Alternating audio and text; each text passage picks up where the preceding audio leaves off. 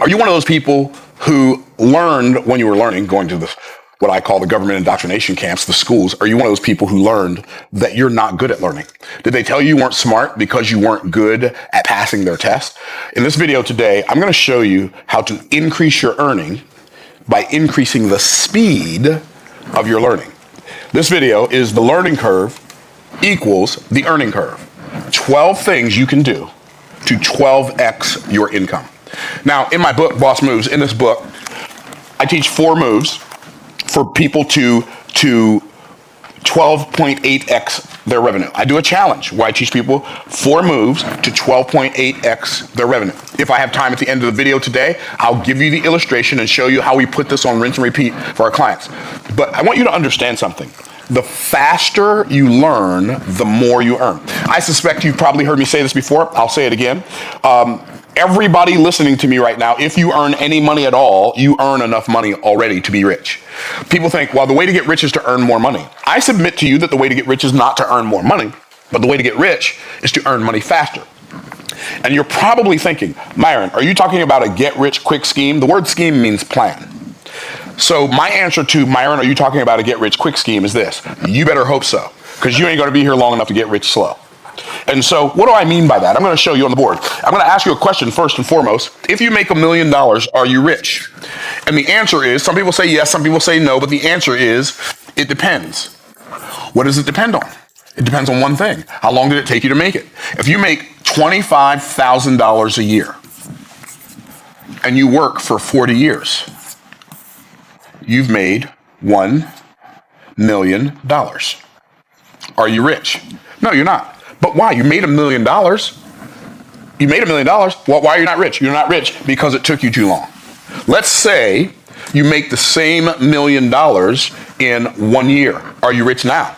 You are rich. Now, you ain't Bill Gates rich. Let's don't go crazy with it, right? You just, like, get the Lamborghini later, okay?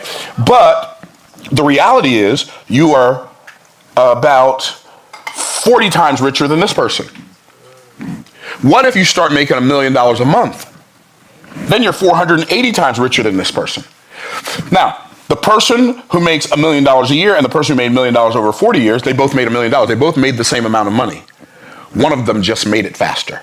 What did we learn from that? Well, what I've learned from that is wealth is determined more by time than it is by money. It's measured more in time than it is in money. Why is wealth measured more in time than it is in money? Because life is not made of money. Time is the stuff that life is made of. And see, what most people do is they make a little bit of money over a long period of time. They say, well, I've got 40 years of experience. I got 30 years of experience driving a forklift. That's all I know how to do. But you don't have 30 years of experience driving a forklift. You have 2 weeks of experience repeated over a 40-year time period. And the reason is because nobody ever told you that there is no there, and you have to always be learning new skills. I'm going to teach you 12 things you can do to learn faster. Because if you learn faster, if you learn to learn faster, you can learn to earn more faster. If everybody in this room, if everybody on YouTube right now, if you took your annual income right now and turned it into your monthly income, you'd be in a much better place. If you took your annual income and turned it into your weekly income, you'd be in a much, much, much better place. If you took your annual income and turned it into your daily income right now, you'd be in a much, much, much, much, much, much better place, right? And by the way, I know some of you are thinking, well, that's not possible. Right. For you, because that's the boundary you've set for yourself, it's not true. But let me ask you a question. What if it were true for you? What if it could be true for you? So why is it so essential for us to learn to make money, to learn faster? Because the world is changing so fast. And I've gone into the history and mystery of wealth, from the beginning of time. I'll just write it up here really quickly. From the beginning of time to the mid-1700s, the economic infrastructure of the world was based on agriculture. We were in the agricultural age. And in that agricultural age, land equaled wealth. And the more land you own, the wealthier you were. If you were born into a family that owned land, you were born wealthy. If you were born into a family that didn't own land, you were born poor, right? And and the only way for you to get become wealthy, is if you develop some new technology where you had more power than the people who owned the land, and then you went and conquered them and took their land, right? And so that's mid-1700s. But from the mid-1700s to the mid-1900s, We went from the economic, the people who started making machines to farm the land faster and better. And so what happened? We went into the industrial age. And in the industrial age, machines equaled wealth. Really interesting thing. The industrial age still kind of has a really, like a death grip on modern society. Why? Because the industrial age, machines equaled wealth. The person who owned the farm, they worked on the farm, and then somebody started a factory so they could build tractors and they could build machines that made farming easier. And then the person who owned the machines, they created wealth in a fraction of the time. These people, because these people basically had it their whole life unless they took it from somebody else. These people created wealth in their lifetime. Like changing your station in life in your lifetime was not something that happened until the industrial age. You realize, like, people did not go from being poor to being rich, like Henry Ford, like John D. Rockefeller, like Andrew Carnegie. That didn't happen in the world for the most part before the industrial age. Machines equal wealth. But here's the tragedy about the industrial age. So let me share a couple of things with you. First of all, the miseducational, misdirectional system was reimagined in the industrial age by the industrial age business barons like Rockefeller, like Carnegie. What they did was they created a system to manufacture workers for their factories and consumers of their products. And it was very, very hyper intentional. We think that the educational system exists to teach you how to think. But if you think about it, the educational system doesn't teach you how to think. It just tells you what to think. And telling you what to think and teaching you how to think, not only are they not the same, they are diametrically opposed to each other, because when somebody tells you what to think, they're also telling you not to think. Yeah. Right? One of my mentors, Jerry Clark, he told the story about how when he was in elementary school, he asked his teacher, teacher, you said Columbus discovered America, but when he came here, people were already here. So if people were already here, how did he discover it? She sent him to the principal's office. Why? Because you don't question the answers, you just answer the questions. How many y'all tracking?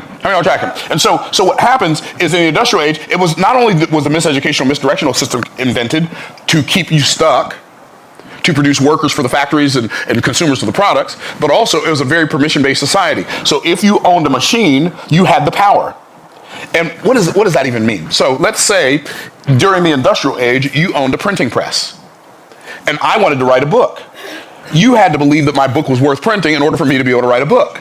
So I had to get permission from the people who owned the machines, so the people who owned the machines controlled who could and who couldn't, right? If you owned recording equipment, that was called a what? Record label, right? And if I could sing, it didn't matter if I could sing, it mattered more whether you thought I could sing. Because if you thought I could sing, then you would charge me money, or you would make money off of my voice and pay me some of it, but you had to give me permission to be a singer. And so the industrial age was very permission-based. And because, now most of young people today none of us grew up really in the industrial age. Like, I was born after the industrial age. Some of us may have been born, some of the people watching this were born in the industrial age. My parents were born in the industrial age. And in the industrial age, they told you, like, if you'll go to school and study hard, you don't have to work in the factory. You can manage the people that work in the factory. And so my parents knew that the key to doing better in life was getting more education, or what I like to call miseducation. It was more education back then, but you get more education, then you can be a manager, right? And so what happened in the mid-1990s, because of machinery, we started manufacturing way more goods and services than we ever did in the agricultural age. So from mid-1950s to 1978, to be exact, we went from the industrial age, we went into the distribution age. And in the distribution age, outlets equaled wealth. Hopefully you're seeing a pattern here. And this is, like, what I'm showing you right now is imperative for you to understand the importance of why it's so important to learn faster. And when I get all the way down to where we are right now, you'll see clearly, oh, this is why it's so imperative to use every amount of leverage available to me to learn as much as I can, as fast as I can, to become as good as I can, because life is not waiting for me. Okay? So the outlets equaled wealth. And when outlets equaled wealth, then we had malls, department stores, infomercials, direct sales, multi-level marketing, all of the mail order sales, all of that was created during the distribution age. Why? Because we manufactured so many goods and services that we had to figure out a way to distribute these products all around the world. But then, now we're distributing stuff and we have to keep track of what they have and what they don't have. So there was a guy named Sam Walton. Well, the personal computer was invented in 1978, but there was a guy during this time period named Sam Walton. He went to IBM and would recruit like software engineers to manufacture inventory software for Walmart. And that brought in, from 1978 to 1994, we went into the technology age. And in the technology age, tech-know-how equaled wealth. And people who knew how to create new technologies, those were the people who owned the wealth. And I remember in 1980, everybody wanted to go to college to learn how to program computers. Why? Because we saw Bill Gates and Steve Jobs and Steve Wozniak on the front of Time magazine, Man of the Year, and they were billionaires in their 20s. And these are billionaire babies. Like, billionaire babies didn't exist before the 1980s. I'm like, oh, yeah, I know what I want to do. I want to be a computer programmer, right? And so I wanted to be a computer programmer until I started studying it. They're like, well, no, I don't want to be a computer programmer. I'm just saying, that changed fast. And so what happened was we went from 1994, from then 1994 to 2003, we went into what I call the techno-info. I'm going to do it like this. The techno-info edutainment age. And that's people who knew how to use technology to create information that educated people in an entertaining way. What does that mean? Y'all remember Spike Lee? Spike Lee was a dude who had like this little advertising agency, but he knew how to edit videos, and he created the Don't You Want to Be Like Mike? Right? He was the right person at the right time, at the right place, with the right knowledge on how to use technology, and he became a superstar. You have people like Jeff Foxworthy, who was a comedian. You might be a redneck if. And he knew exactly where to find his target audience, and he recorded cassette tapes with redneck jokes on them, and sold them at truck stops where his ideal avatar would find them. He became so rich that he was, for a season, a shark on Shark Tank because of the techno-info edutainment age. Russell Simmons, same thing, created a whole new genre of music during the techno-info edutainment age. You say, Myron, what are you saying? Okay, there's a verse in Luke that says this: the children of this world are wiser when? In their own generation than the children of light. And so what it's saying is the people of this world know how to capitalize on the opportunities that exist while they exist better than the children of light do. So mind-blowing. Like, if there's one thing, like, you're already at the right place at the right time in history. There's never been a time in human history where it's been easier for average people like us to create like legendary transformations in our family for like generations. There's never been the kind of opportunities available today. But most people don't take advantage of it. Well, what happened? So you got Tyler Perry, also another one, techno-info edutainment. This dude, he did plays. He filmed plays and recorded them and then sold videotapes out of the trunk of his car. He went from homeless to billionaire. Why? Because he was in the right place at the right time, took the right action. And by the way, all of us can do that. By the way, it's easier now than it was for Ford and Rockefeller. It's easier now than it was for Sam Walton. It's easier now than it was for all the distribution age barons, than it was for Sears, than it was for Roebuck, than it was for J.C. Penney. It's easier now than it was for all those other people I just named, Jeff Foxworthy and Russell. It's easier now for you to go from where you are to where you'd like to go than it was for them to go from where they were to where they. Why? Because there's more opportunity for more people because. Well, I'm not going to tell you why yet, but I'm going to tell you why. So then, 2003 to 2008, I think that's the one I just did. 2003 to 2008. Oh, you know what I forgot? That's not the techno-info edutainment age. That was the information age. Sorry, gave you the wrong one. That was the information age. This was that. Okay, now, fixed it. This was the techno-info edutainment age. And then 2008, this was techno-info edutainment age. In 2008, something else happened. What happened? What was invented? What was created in 2008 that changed the world? Changed like in a major way. Does anybody remember? No, it wasn't YouTube. Social media. Social media wasn't social media. Okay, there was a new invention in 2007. That's a clue. That was 2007. iPhone 2007. Nope, that was like, okay, so here's the invention. The iPhone was created in 2007. In 2008, the App Store came on the scene. And the App Store, a lot of people don't know this, but in 3 years, the Apple App Store paid out $2.5 billion in commissions for people who put apps in the App Store and books in the iBook Store. So Apple, this major conglomerate, said, if you will create content for our customer base, we will give you most of the money. What? Are y'all tracking? Yes. This is insane. Like, what an opportunity. And then Amazon says the same thing. Amazon says, hey, you'll write books, put them on our bookshelf. We will sell the books to our clients that we've already acquired, and we will give you most of the money. And all of this opportunity exists. And so now, that was during that happened in 2008. So what was 2008? 2008 to 2020, we were in the partnership age. The partnership age. That is, people who knew how to create and develop strategic partnerships. Those are people who own the wealth. Now, you say, what did y'all notice about this? What did y'all notice about each one of these economic eras? The time span gets shorter and shorter. Every economic era lasts for a shorter period of time than the previous. This one lasted for thousands of years. This one lasted for hundreds of years. This one lasted for a couple of decades. This one lasted for less than a decade. This one lasted for 5 years. But this one all of a sudden lasted longer. Why? I think it took people forever to figure out we were in the partnership age. What happened in 2020? In 2020, we went into the what? AI age. Somebody said COVID? Okay. Recovery, yeah. To the AI age. Now we have artificial intelligence. We have artificial intelligence that can collapse the time frame of our research, our projects, and we can literally take long, complex processes and create like AI agents and prompts that say that we can, instead of doing the work every time we have to do the work, we can do the work once and then just feed the data into the AI and it spits out the answers. It saves us so much time. But then again, it takes time to learn how to use it, doesn't it? Yeah. Just like everything else. Now, you say, Myron, why did you go into all of that? Because the reason I went into all of that is to show you why it's so important to speed up your learning. The reason it's important to speed up your learning is because the rate at which the world is changing is speeding up exponentially. And you have to get to the place in your life where you stop being stuck in the past and you start preparing yourself for the future because the future just happened. Are y'all tracking? Yes. And so we cannot afford to say, I don't know how to use a computer. You can't afford to say that. That's costing you. I don't know how to use AI. Okay, you didn't know how to use it yesterday. AI can teach you how to use AI today.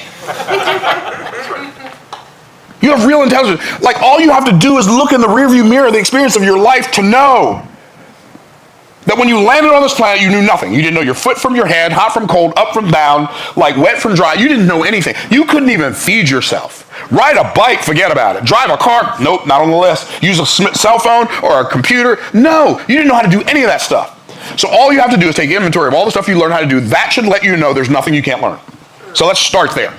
Let's start that you have no learning limitations except the limiting beliefs that you have about your learning.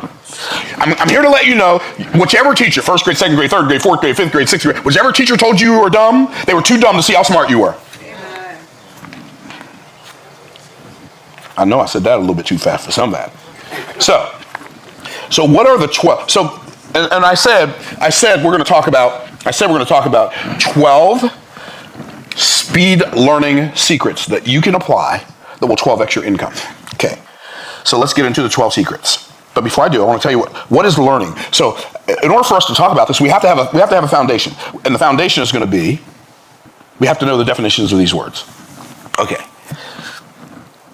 I'm going to give you the Myron Golden definition of learning. The increasing of one's cognitive awareness of how something or someone functions within the confines of reality for the purpose of improving one or more aspects of competent achievement and confident action. What does that mean? That means I'm assessing the people and the situations and the stuff around me so that as I go through life, I can do it with more competence, like I know what's going to happen because I understand the pattern, and therefore I have more confidence to take action. Like there are very few things more apprehensive in our lives than feeling like we don't know. Like a lack of knowledge, ignorance is like a darkness. What do you do when you walk into a room and you can't see? You slow down, right? You start feeling your way around. Well, the same thing is true when you walk into an arena that's not illuminated by your knowledge. You slow down and start feeling your way around. Okay? So and then what's the definition of earning? So I'm going to give you the Myron Golden definition of earning for the purpose of this video. When I say earning, this is what I'm talking about. I'm talking about the value exchange that one creates when they create or develop something for someone else in exchange for financial compensation. That's what I mean by earning. The value exchange one creates when they create or develop something for someone else other than for someone else other than themselves in exchange for financial compensation. That's my definition of value for the purpose of this video. Now, we're going to talk about 4 things, and each one of these 4 things, you're going to have 3 steps, and those 3 steps are the secrets to learning faster. Because it's not about learning more. If you learn faster, you automatically learn more. Like, train your brain to think faster. Are y'all tracking? Okay. So, the first thing we have to discuss is the people who speed learn. Who are the people who speed learn? What happens for the people who speed learn? Why is it important to speed? Like, what are the qualities of a person who speed learns? Well, number 1, they are dauntless when it comes to learning. What does that mean? They don't ever look at something and say, I don't think I can learn that.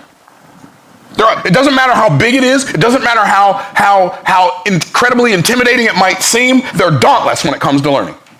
Why? They're like, okay, well, I learned other stuff that when I learned how to tie my shoe, it felt impossible for the first couple of daes. Then all of a sudden I did it.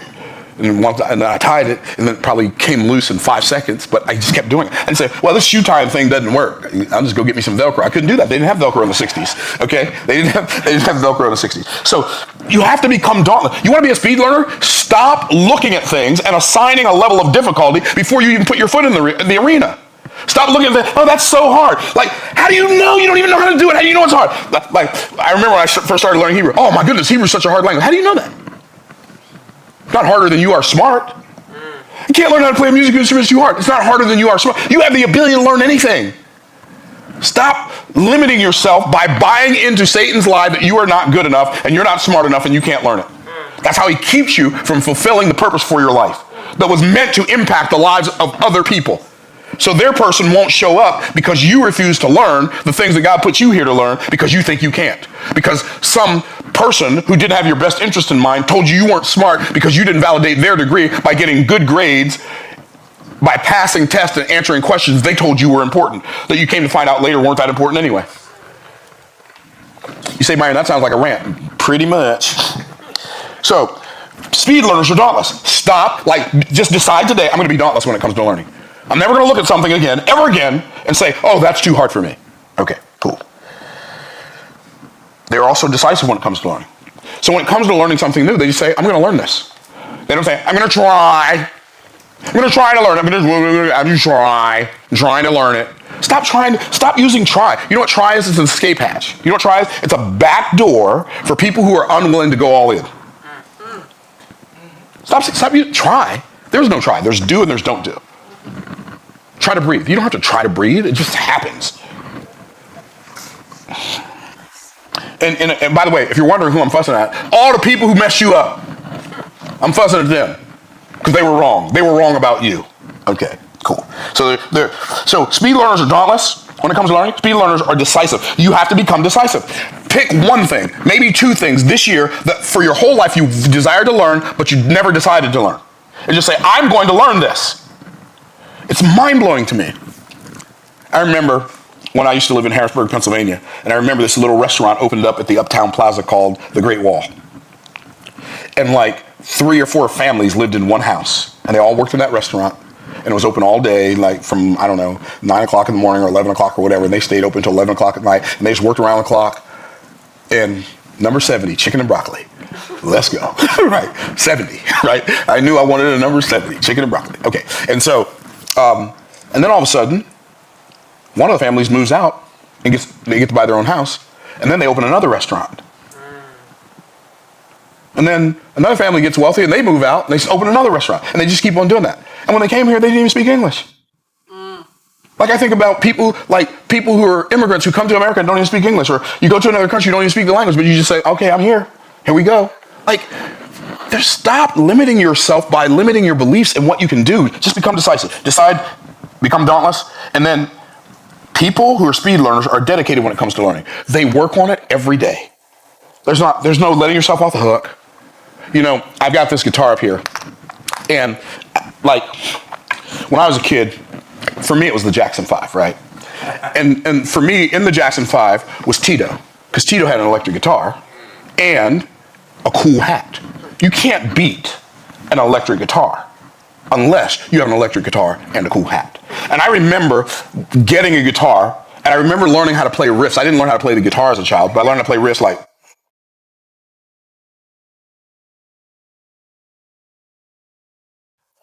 right? I learned how to do that, but I didn't learn how to play any songs. And then I would watch people change chords, and I'd watch them change chords. This guitar is not tuned. Why are people? It is tuned, okay. So I'd watch people change chords, and they go, okay.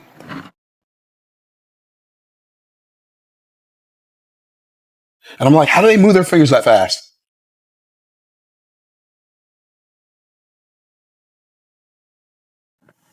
I'm like, how do they do that? That seems impossible, but it's not impossible. You just do it. Now, there was a time I thought it was impossible, and so recently I decided. Well, I say recently, about a year and a half ago now, almost 2 years ago now. I decided I'm going to go all in on the guitar.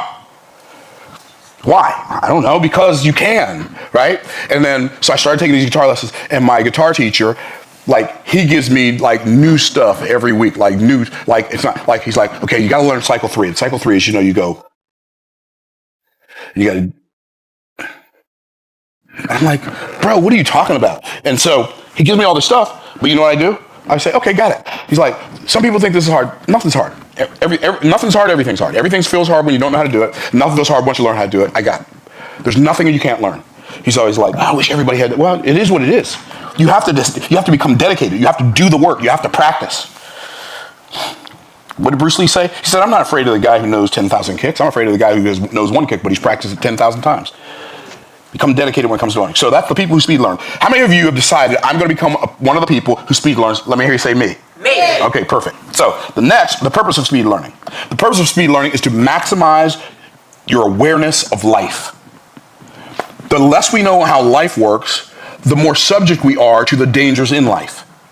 The less access we have to the pleasures and the blessings of life.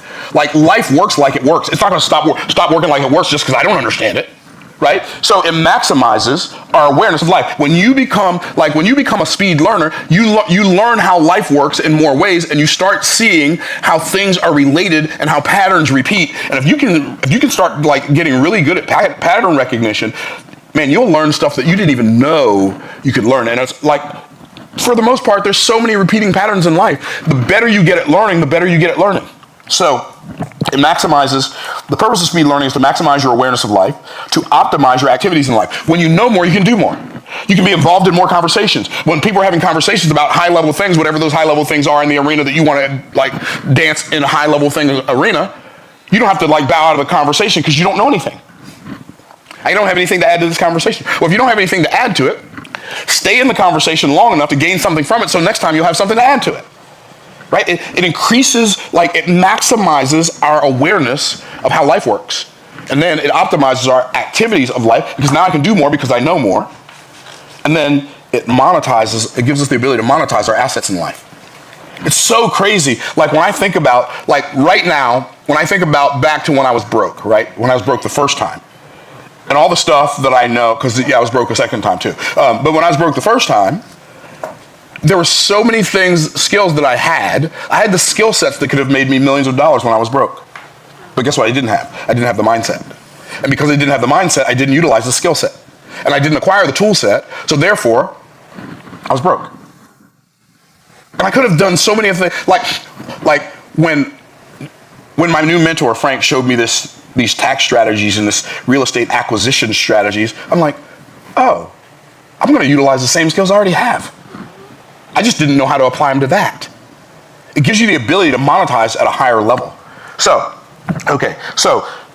the purpose of speed learning is to maximize your awareness of life, to optimize your activities in life, and to monetize your assets in life. What is the process? How do I speed learn? I get it. I'm supposed to speed learn. I get it. I've got to speed learn. How do I do it? I know that's what you're thinking, right? Is anybody thinking that, or is it just me? Okay, here we go. Number one, the process of speed learning. The process of speed learning is to approach life with a level of curiosity. Stop going through life looking at every situation with a period or an exclamation point at the end, and start going through life looking at every situation with a question mark at the end.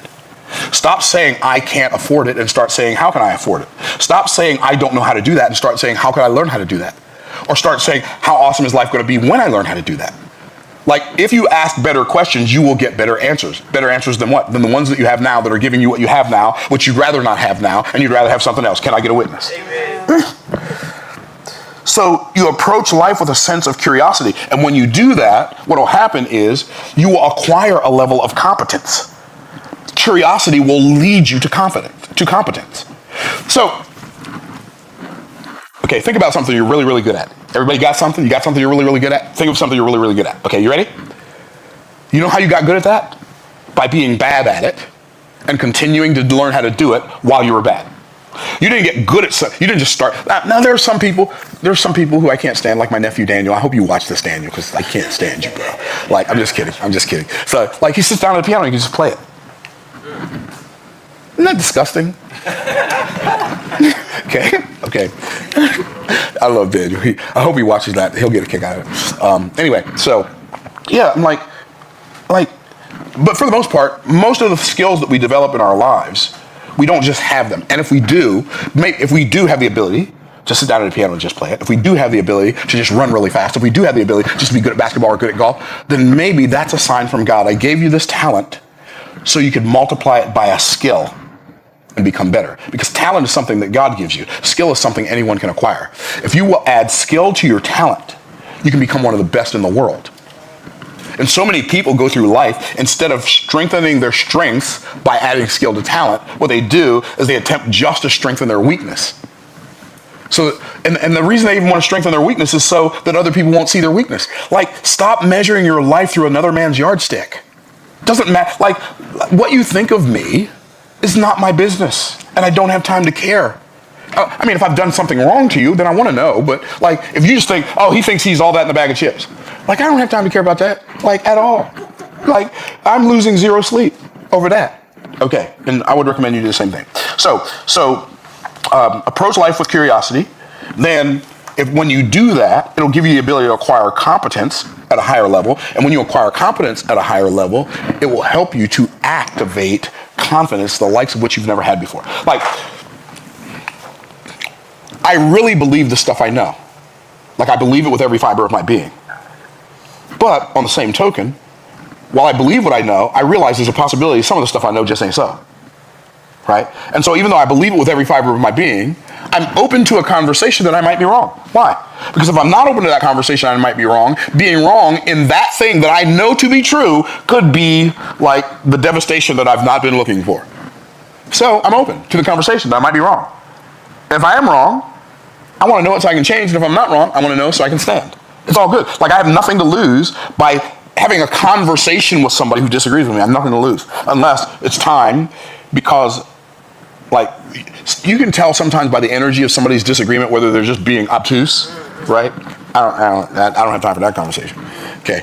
But if somebody wants, like, hey, Myron, you said this, but I believe this. Oh, well, you know what? Maybe you're right and I'm wrong. Let me check this out, right?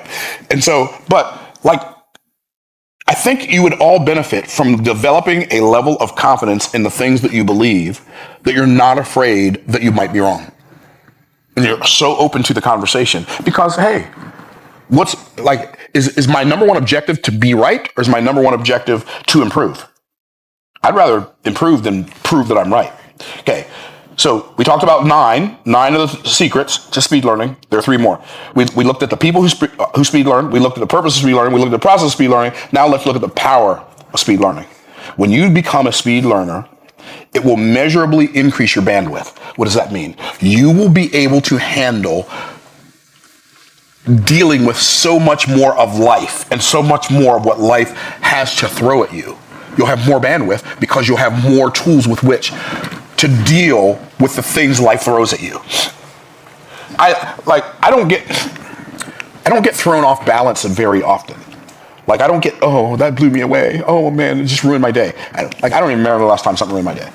Why? Because my bandwidth has been so measurably increased by my perspective, and my perspective has been increased by the things I've learned. And I was talking last week to somebody, and I was saying, we were interviewing somebody. I said, do you like to read? Because, like, I read probably 24 books a year. My daughter looked at me and said, you read way more than 24 books a year. Okay. She's probably right. But I just didn't I was just guesstimating, right? Why? Like, because I know that the difference between where I am and where I'd like to be, the difference between what I can do and what I'd like to be able to do, the difference between what I know and what I'd like to know is found in the arena of the things I've not yet explored. Like, I am so curious. What does this mean? How does this work? What's that? And then every time you add to your knowledge, it makes the knowledge that you've already had that much more valuable. There's a book I'd recommend you read. You really, like, this is not going to help you speed learn, but this is going to help you really wrap your mind around the benefits of speed learning. It's a book by Carmine Gallo called Innovation Secrets of Steve Jobs. One of the best books I've ever read. Innovation Secrets of Steve Jobs, because the more you learn, the more you'll have the ability to see how seemingly unrelated things are actually correlated together. It's a game changer. Okay, so it'll measurably increase your bandwidth. It will magnify the impact of your brand. So we're going to hit 1 million subscribers this week, by the grace of God. It looks like probably Wednesday, maybe Thursday. 1 million subscribers. We're going to have 1 million subscriber party on Friday. It's going to be great. I'm going to go live on YouTube for hours. I'm going to have a party here for the people at the studio. Y'all all get your invites, don't worry. And I'm going to give some stuff away. You say, what are you going to give away? I don't know. I haven't thought about it yet. But we're going to give some stuff away. It's going to be great. But one of the things that I teach is like how to grow your audience, like audience attraction. That you don't really grow an audience, you attract an audience. The audience is already there. They're just not paying attention to you yet, right? So you want to attract an audience, build a brand by creating content, and then you offer offers. That's the territory. Okay.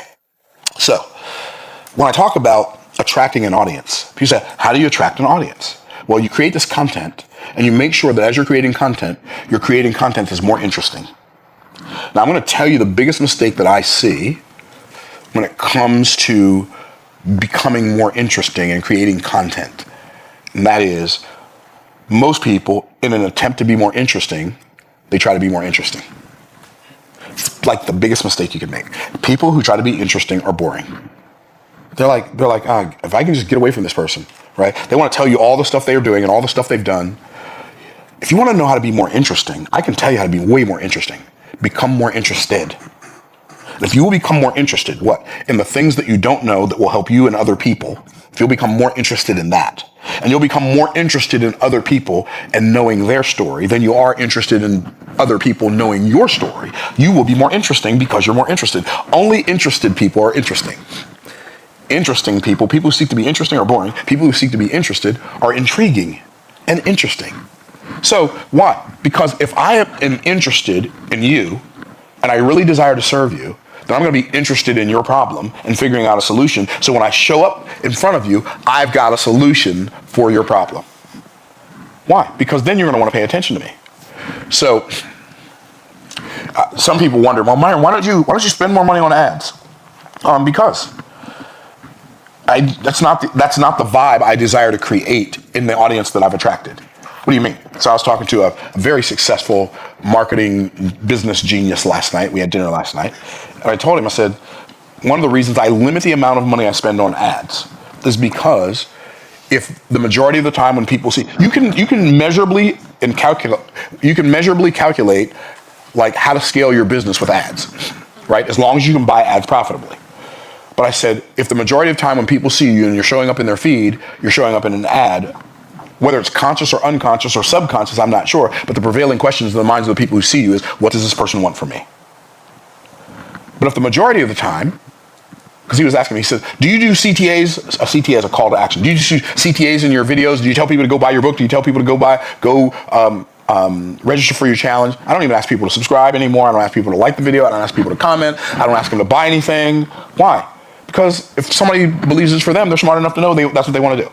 That's number one. Number two, if the majority of time when you show up in somebody's feed, all you're doing is give, when they see you, there's no putting their foot on the brake. The first thought is, what does this person have for me? And I would rather be thought of by the people who are attracted to me, what does he have for me, than what does he want from me? Because the reality is, like, I like making sales and I like making money, but that's going to happen anyway. So I don't want anything. Nothing's missing. And if you can learn how to live like that, and you can learn to show up to the people, for the people, it'll change the game for you. And it will magnify the impact of your brand, and then it will multiply the income of your business if you will become a speed learner. So the faster you learn, the more you earn. The learning curve is the earning curve. And these are 12 secrets you can use to 12x your income. Yeah, I said I was going to show you that 12x. I don't have time. I'll do it Friday. I'll do it Friday when we have our million subscriber party. I'm going to show y'all that how we help our clients 12x their businesses. I'm going to show you exactly the formula we use. I'm not going to hold any of it back. I'm just going to show you what we do, and we'll do that on Friday. Appreciate y'all watching today. We'll look forward to seeing you on the next video. And who knows, next time you see me, well, I'll be on the Bible study channel on Wednesday. So for those of you who don't know this, we have a Bible study channel called Bible Study with Myron Golden. So Thursday we're on the Bible study channel. Mondays we're here on the business channel or my main Myron Golden channel. So I will look forward to seeing you on Thursday. And if not on Thursday, I look forward to seeing you on Friday when we have our million subscriber party. Let's go. All right, we'll see you in the next video. Peace out, Cub Scouts.